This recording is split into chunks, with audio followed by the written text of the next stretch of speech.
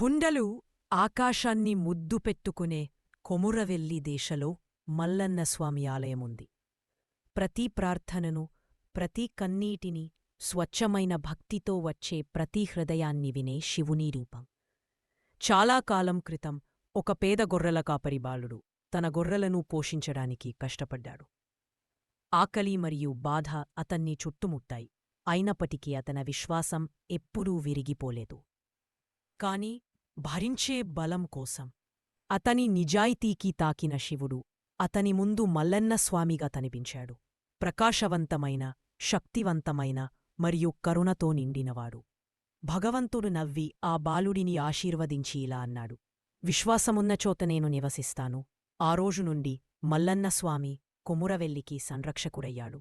ఇక్కడ పవిత్ర సంగమంలో భక్తులు ప్రవహించే నీటిలో పసుపును ముంచి తమ ప్రేమ మరియు లొంగుబాటును అర్పిస్తారు.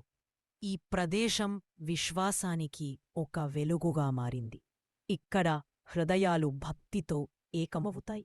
నేటికి లక్షలాది మంది భక్తిలాని తమ లోతైన కోరికలతో పసుపు పొట్టలాను కట్టుకుంటారు. ప్రభువు ఇప్పటికీ వింటాడు, ఇప్పటికీ స్వస్థపరుస్తాడు మరియు ప్రతి నిజమైన భక్తుడితో కూడా నడుస్తాడు.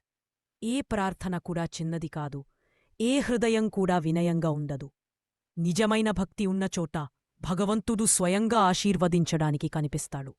మల్లన్నస్వామి భక్తికి నిత్య